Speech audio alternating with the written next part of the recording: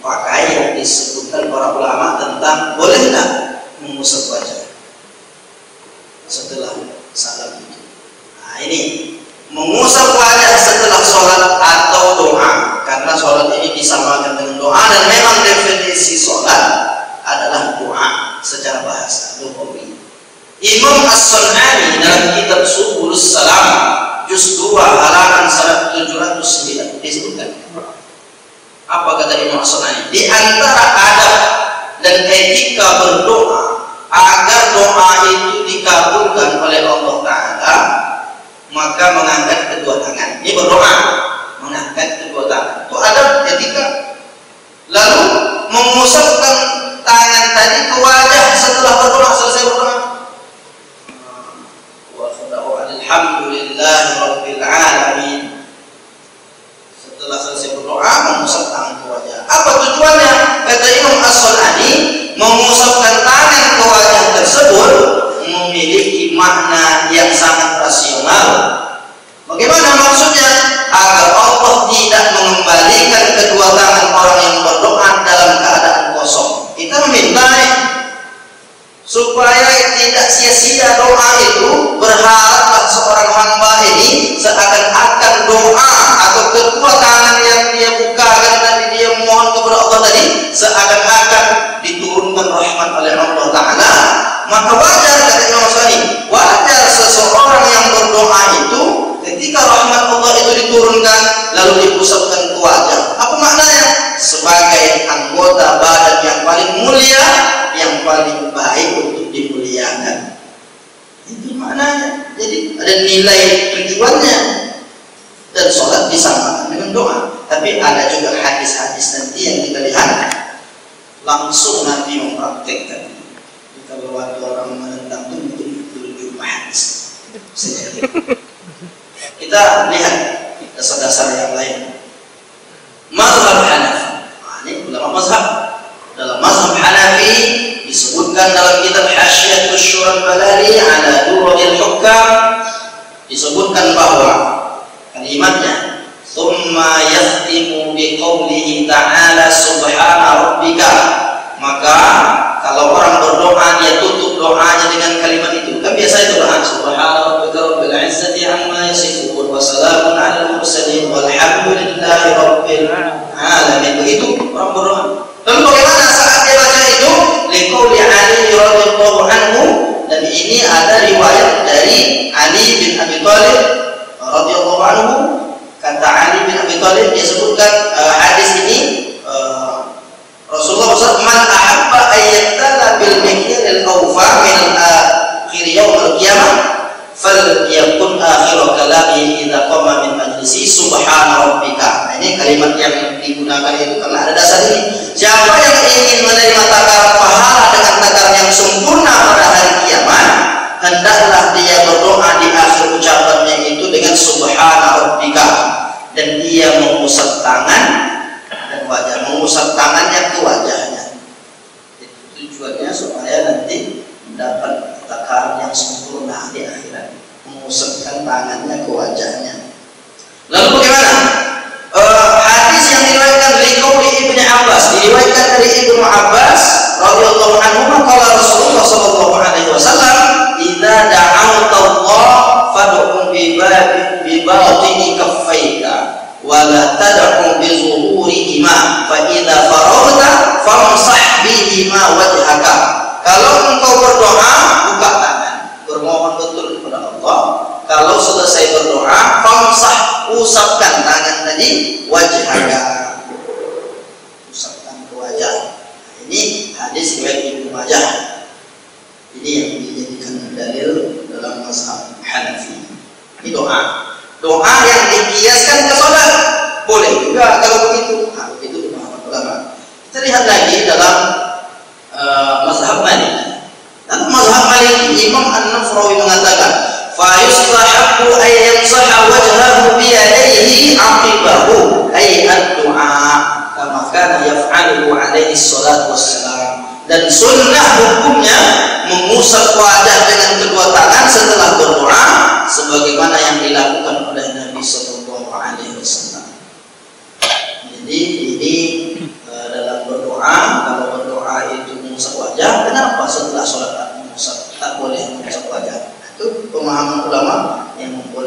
Imam Nawawi dalam mazhab Syafi'i, Imam Nawawi mengatakan dalam Majmu' Syarah Al-Muhadzab, wa min adab du'a, di antara adab-adab berdoa adalah kaunu fil awqati wal amakin, ada doa dalam waktu-waktu dan tempat-tempat tertentu, keadaan-keadaan yang mulia seperti menghadap kiblat, mengangkat kedua tangan, mengusap wajah setelah berdoa.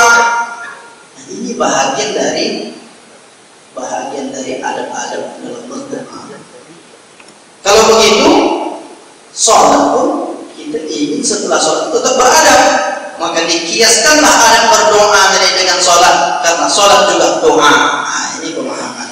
Lalu Imam Nawawi menegaskan dalam kitab tahqiqnya, sunnah mengusap wajah setelah berdoa juga diikuti oleh Syekh Zakaria Al-Ansari dalam kitab Asnal Matalib dan juga dalam kitab Al-Mughnil Muhtaaj. Banyak ulama-ulama yang mengatakan bahwa mengusapkan tangan ke wajah ini maka bahagian dari sunnah-sunnah yang boleh diamalkan baik setelah berdoa maupun sesudah sholat. Imam Al-Qutubi dalam mazhab Hambali menyebutkan, "Tsumma yansahu wajhahu bi yadihi huna ay aqibal qunut wa kharaja as-shalah idza da'a."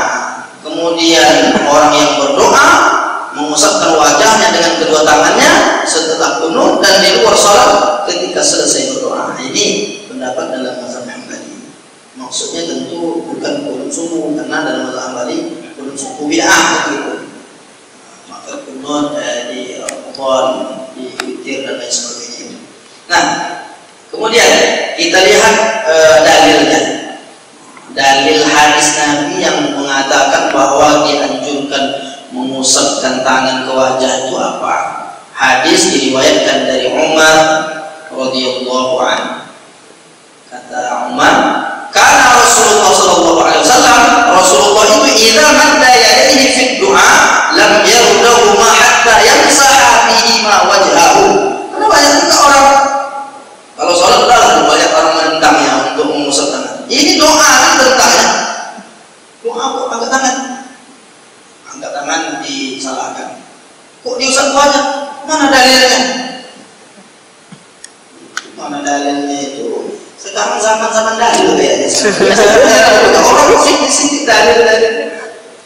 Kalau dikasih tahu itu dalil tak mau mengamalkan itu dosa juga begitu. Maka sampaikan bahwa ini dalilnya adalah Sunan At-Tirmizi dalam Mustadrak Imam Al-Hakim disebutkan Rasulullah apabila mengangkat kedua tangannya dalam berdoa tidak dia selesai begitu saja sebelum diusapkan tangan tadi ke wajah dengan kedua tangan. Jadi kalau mengusap wajah itu memang ada kesannya. Nah, bagaimana hadis itu? Mungkin sebahagian mengatakan itu kan hadis dhaif. Jadi itu masalahnya. Gara-gara tak mau tadi, gara-gara menilai mana dalil karena belum tahu tadi, lalu langsung mengklaim hadis itu hadis dhaif. Tapi apa kata Imam Ibnu Hajar, Al-Hafiz Ibnu Hajar Al-Asqalani dalam kitab Bulughul Maram dia sebutkan hadis ini diriwayatkan oleh At-Tirmizi dan memiliki banyak syawahid, banyak bukti-bukti hadis lain yang menjadi saksi bahwa ini memang hadisnya kuat. Diriwayatkan dari Ibnu Abbas, juga disebutkan dalam Abu Dawud, dan semuanya menetapkan bahwa hadis tersebut hasan, bukan dhaif. Jadi kalau ada orang mendhaifkan itu, mungkin dia lihat satu jalur hadis itu banyak. Tapi ulama-ulama sekelas Ibnu Hajar Al-Asqalani yang mengatakan bahwa hadis ini hasan dan dapat diamalkan. Sahih hasan, dhaif maupun sahih hasan tak ada masalah, semua ulama sepakat untuk boleh mengamalkannya. Nah, sekarang kita lihat pula hadis yang lain. Nah, yang dari Ibnu Abbas ini. Tadi kan ada penguat tadi, penguatnya dari Ibnu Abbas. Hadis dalam Ibnu Abbas ini dalam Sunan Abi Dawud disebutkan. Ibnu Abbas ini perawinya, rawi al-a'la, rawi tertingginya, yang langsung bertemu dengan Nabi. Yang menuliskan hadis itu adalah Imam Abu Dawud, Ibnu Majah, Al-Hakim, Al-Baihaqi. Maka mereka juga mengatakan bahwa hadis ini memang ada yang lemah, tetapi dapat diamalkan. Nah, ini memang cuma kalau satu jalur dianggap itu lemah lalu tak diamalkan sama sekali, itu masalahnya. Maka hadis itu bagaimana? Dikatakan la nazara fi kitabi akhihi bi ghairi iznihi fa innama yanzuru fin nar. Sebutkan di sini, jangan kalian menutup tembok dengan kain. Siapa yang melihat dalam buku saudaranya tanpa izin, maka sebenarnya ia melihat di neraka. Mohonlah kepada Allah dengan turut telapak tangan, jangan memohon dengan punggungnya. Apabila kamu selesai berdoa, maka usapkan wajahmu dengannya, dengan tangan. Hadis yang dijadikan dalil juga.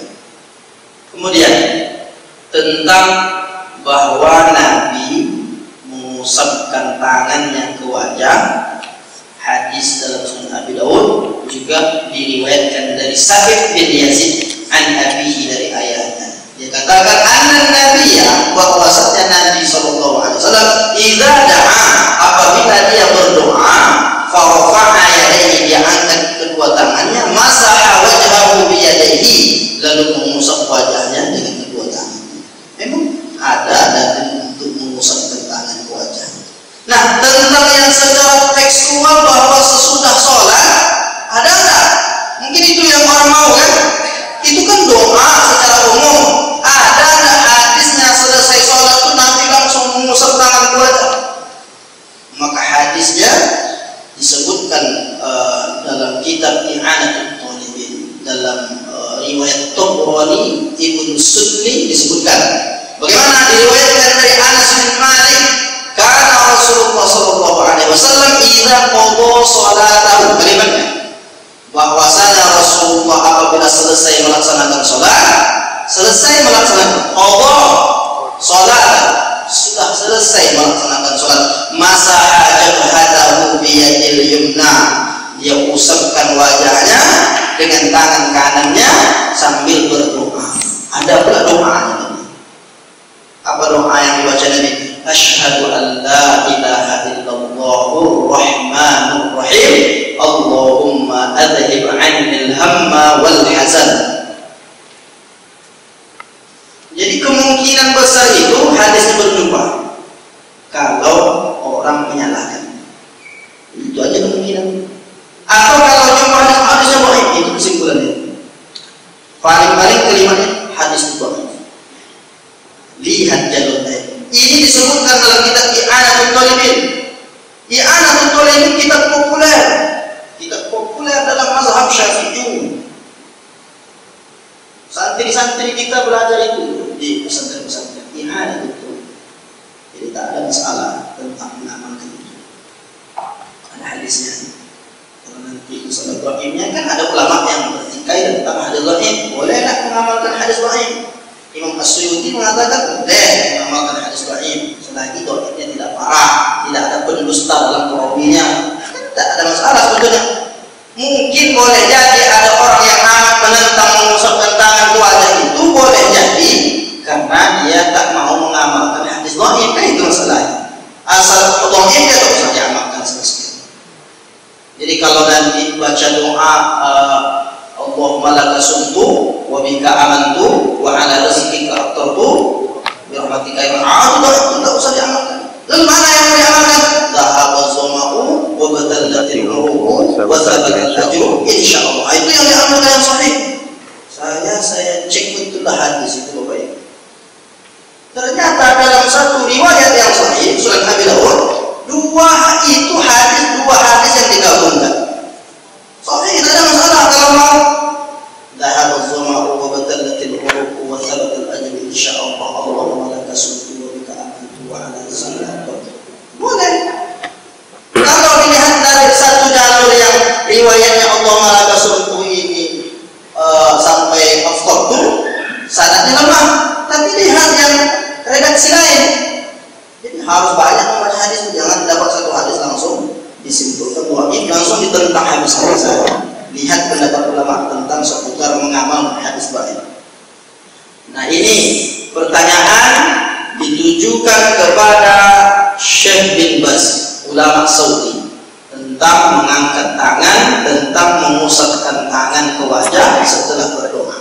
Bagaimana pertanyaan? Wasu'alu, pertanyaannya, ma hukmu masfil wajhi bil yadain ba'da du'a? Apa hukumnya mengusapkan tangan ke wajah sesudah berdoa? Wa qassah ba'da du'a wa ba'da nawafil, dan sesudah salat sunat. Bukan sesudah salat sunat kalimatnya. Maka apa kata sunnah. Hukumnya adalah sunnah sebagaimana disebutkan oleh Al-Hafiz Ibnu Hajar Al-Asqalani dalam Bulughul Maram dalam bab az-zikru wad du'a. Jadi memang sebahagian yang menolak tuh memang lebih cenderung banyak ulama Saudi juga, tapi ada juga ulama Saudi itu yang mengatakan sunnah dapatnya. Wallahu a'lam bishawab. Tapi yang pasti semua ini selagi dia memiliki dalil-dalil, insyaallah tak ada masalah untuk kita amalkan. Itu barangkali penjelasan kita terkait tentang salam.